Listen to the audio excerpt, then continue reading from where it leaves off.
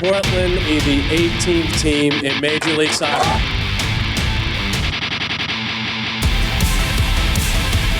It's the City of Portland's championship. It is great to be home.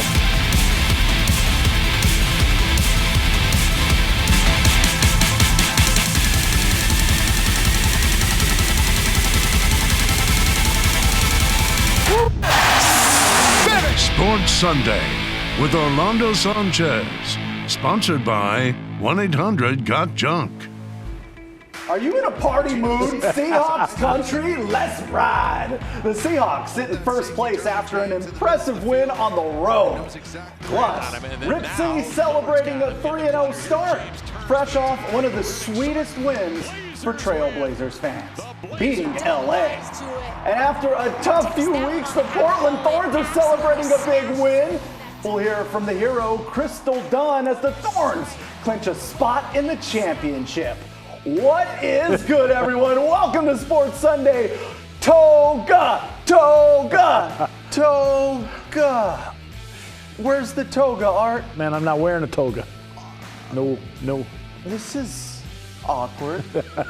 I'll get one for you. Just wait. I got you. You know you make me wanna kick my Oh, yeah. Even Joey Harrington is wearing the toga. Where is your toga, Art? Not wearing one. You want to dance? Nobody wants to see that. Oh.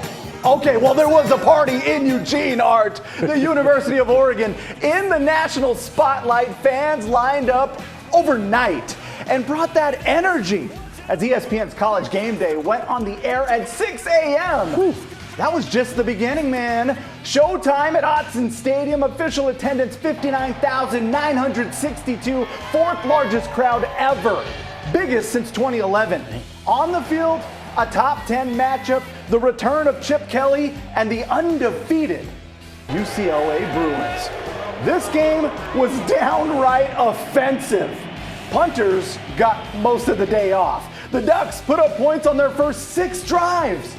Quarterback Bo Nix, he was the star of the show. 283 yards and 5 touchdowns through the air. This, a 49-yard bomb to Troy Franklin. Oregon on top 17-10 at that point in the second quarter. Then on the ensuing kickoff, a game-changing onside kick recovery. A bold call that paid off. The Ducks turned that into more points. And that Nix-Franklin connection could not be stopped. Franklin had 132 yards receiving along with 2 TDs. Oregon made it look easy, playing some of its best ball of the season, chalking up 545 yards of offense, handing UCLA its first loss. Final score 45-30. The Ducks take over first place in the Pac-12 Conference, improving to 6-1 on the season. Well, our fans brought it from really 4 a.m. or maybe 1 a.m. last night all the way to the very end of that game, and they were absolutely a difference for us. A complete team win. We changed the game in special teams. We were able to have some big momentum plays offensively and defensively when you're scoring field goals for them, and we're trading them for touchdowns. That's going to be a recipe for success. All right. So, Art, what's your big takeaway from this game? That maybe Bo Nix should be in the conversation for a Heisman Trophy. He's playing out of his mind and throwing up some really nice stats.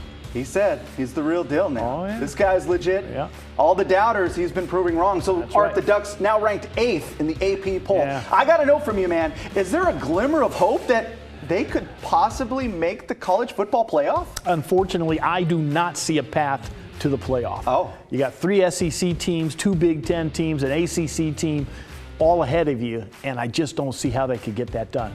A lot of things are going to have to go their Oh, yeah. way in order to make this thing a Yes. reality. But 8th in the nation, if they could run the table, they're at least in the discussion. That's right. All right, Art, how about those Oregon State Beavers? They're bowl eligible again. But like head coach Jonathan Smith said, they're not done yet. In a game they were expected to win, the Beavers not only won, but they left no doubt against Colorado. Our viewers were complaining we need to talk about the OSU tight ends. Well, here you go. Jack Belling, true freshman, 60-yard touchdown from Ben Goldbrinson. And speaking of freshmen, Damian Martinez ran all over the Buffaloes. A steady dose of ground and pound. He reeled off 178 yards and 3 touchdowns. Wow. Then the defense just delivered the dagger to open the third quarter out at Reser Stadium. Alex Austin reading that QB like a book. Pick 6, Beavers with a dominant performance, winning 42-9. They're 6-2 on the season. For the Beavers, though, being bowl eligible, that's just the expectation. I think that's a beautiful thing about, this process. Since Coach Smith first came here, we've came a long way. And the fact that, there wasn't one word that I heard about, being bowl eligible down there after this game, I think it really speaks volumes to not only our progress and process, but where this program is headed as well. They were celebrating like they had won a game, but it wasn't added just because it was 6. So I think there's a maturity to this group. I think we understand there's a big month of November of these games we got in front of us. All right, Art, so what is your big takeaway from the Oregon State Beavers victory? Yeah, that they don't think 6 wins is a big deal. At one point, if you got to 6, boy, you were really happy. Now it's like, yeah, that's not a big deal. We still have games on the schedule. So they're looking at 8, 9, 10 wins, I think. Even last year, yes, at this time, when that was kind of this is the best they can do is get to a bowl game. We're in October. Yes. So the Beavers have won 3 straight, and they head into the bye week. Then it is on to a trip to Washington. Art, what do you think about them going on the road? We've seen just how dynamic they've been at home. Can they be this good away from Reser? Yeah, I think that's going to be the next step for them. If they can do this when they are on the road. They got a good road win against Fresno State, but can they continue to do that kind of thing? Because now they're beating the teams that they're supposed to. Right. Now let's beat those top-tier teams in the conference and really make a statement there. Oh, yeah? All right, Art, you know what time it is. Time Yes, to take a look at the rest of the action in the Pac-12 Conference. Former Cal star Marshawn Lynch. Look at him. Inducted into the school's Hall of Fame before the game against Washington. We won't be taking any sound bites from him on ESPN. The Huskies defense came up with the big plays, and the Michael Penix show continues. 374 yards through the air, 2 touchdowns. Washington beat Cal 28-21. And Stanford couldn't score a touchdown in their game, but they still managed to come away with a victory. Joshua Carty, he kicked 5 field goals to lead the Cardinals to a come-behind 15-14 win over Arizona State. Coach said he might be the best kicker in the nation. The win stopped a 10-game conference losing streak. Oh. Ooh, yeah. Can we call that a Carty party? Oh, maybe we can. All right, because that's what it was. We're not done kicking it either. Oh. We got more Sports Sunday still to come. Along with the Seahawks, we'll show you some of the other action from around the NFL. That includes another round of upsets across the league. What is going on in Tampa Bay, man? We'll break down a 3-0 start for the Portland Trailblazers. Rip City's got reasons to be excited this early on.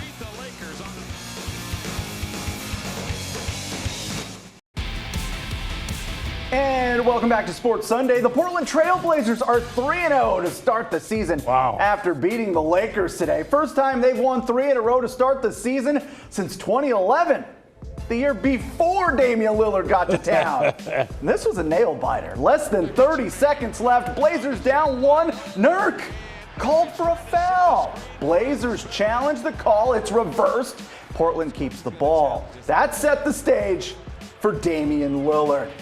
Tap those wrists, folks. The step back 3 under 15 seconds to play. Oh, you know what time it is. Dame had 41.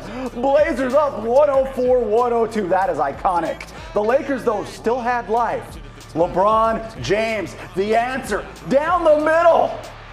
That tied the game at 104. But it left a little time left on the clock for Portland. How about the new guy in town, Jeremy Grant? Off the inbound pass with under 10 seconds left. Somehow got that shot to fall. Portland takes a 2-point lead. One last stop did it for the Blazers, and they get the dub, 106-104, rallying from 8 down. They went on an 11-2 run in the last 156 of the game. Great effort by the Blazers to win their 3rd in a row. So, Art, does this surprise you? You better believe it does. I mean, I thought they could beat the Lakers. I thought probably they could beat Sacramento. I didn't see them starting out 3-0, and I like how gritty and tough this team is. Like Chauncey said, they want to be the team nobody wants to play. Oh, and it's turning out to be that way. Yes, They're it is. defending better. Yes. They've picked up the pace. The Yes. tempo's been a little bit better. And you're Yep. getting contributions from multiple players. Right. What has impressed you about Jeremy Grant? That he just comes to work every single game. I mean, he's doing all the dirty work and doing what you need to get wins. Yeah, what I've liked about him, too, is his versatility. Yeah. He's been able to defend the guys that the Blazers have had trouble defending Right. in previous seasons. So Right. that's your guy. If you want him to guard Chris Paul, De'Aaron Fox, LeBron, He'll do it. he's going to help you out. Yep. Exciting times It is. in Rip City. Oh, yeah. Speaking of, did anyone see this coming? Yeah. The Seattle Seahawks destroyed the LA Chargers. The Seahawks are alone on top of the NFC West. I can't believe it. Once again, Geno Smith with a solid game. This touchdown pass to Marquise Goodwin opens the scoring. Smith, 210 yards, 2 touchdowns. Oh, and no doubt that Kenneth Walker III is for real. He turned on the afterburners. Sensational 74-yard touchdown run. Longest scoring play of the season for the Seahawks. Walker, 168 yards rushing, 2 touchdowns on the day. The defense held former Oregon star Justin Herbert in check for most of the day. He had a couple of touchdown passes, but also an interception and a lost fumble. Seattle wins big, 37-23. Do you think the Seahawks would be in this position, Art? First place. No. At this point, I thought maybe they would have 2 wins, at best, 2 wins. Don't laugh at me, man, but Yeah. is it time to take them serious? Like, could they win the West? Sure they could. I mean, the Rams haven't looked good at all this season. The last couple of games, the 49ers have not looked good. The Cardinals, they don't seem to be a factor. So sure. I mean, they're playing the best ball in the conference right now. I mean, in their division right now. If Geno Smith is going to continue to be this steady force, Yeah. and now they've added the rushing attack, Look out. They're what Pete Carroll wants them to be. just let that sink in. I think producer Craig needs to rewind it to a month or 2 ago. Right. Because what we had to say about the Seahawks is not adding up to what we just said here right now. No. Okay, but not everything went Yeah. right for the Seahawks today. DK Metcalf injured his knee in the first quarter. He was taken to the locker room on a cart. X-rays were negative. He'll have an MRI next. All right. Time to take our weekly trip around the NFL. Shocking results and record-setting efforts rule the day. All right, man, let's start at Bank of America Stadium in Charlotte, North Carolina. Panthers hosting the Buccaneers. This was one of those shockers.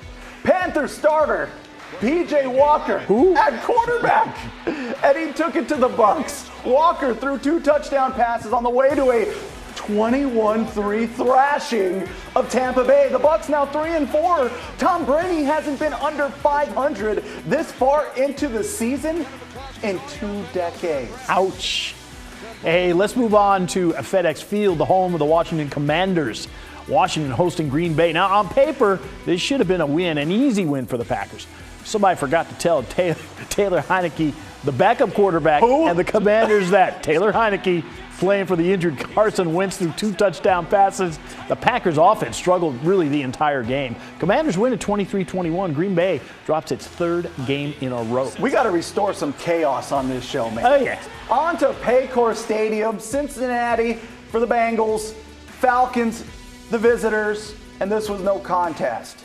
Reigning NFC Offensive Player of the Week, Marcus Mariota, couldn't solve the Bengals defense. Joe Burrow, Cincinnati offense, cooking.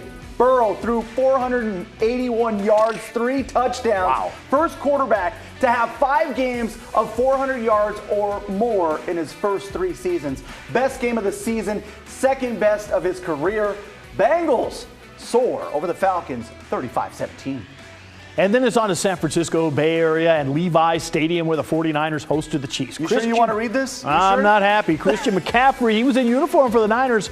Really didn't make much difference, though, because Patrick Mahomes, he was out of this world. Threw for 423 yards, 3 touchdowns. He rallied Kansas City from a 10-0 deficit to rout San Francisco 44-23. What happened to that defense? Come on, man. Chiefs 5-2 and on top of the AFC West. Oh, let me tell you something good, though. The Putnam student section. Oh, yeah. On fire last Friday night. I mean, they had it. Ears ringing from the highlights. Kingsman offense also on fire. Connor Bickford going deep to James Bowman. Putnam is 8-0 and will square off with Wilsonville Friday night for the Northwest Conference Championship. If you missed anything from Friday on Friday Night Football, just head to the KGW YouTube channel. We've got the full show plus extended highlights. Go!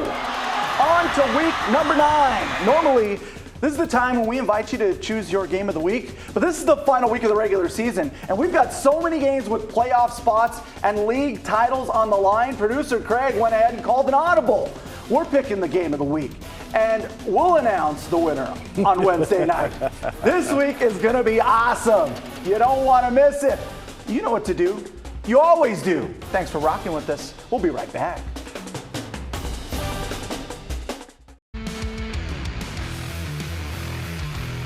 Harper hits one in the air, left center field, back it goes!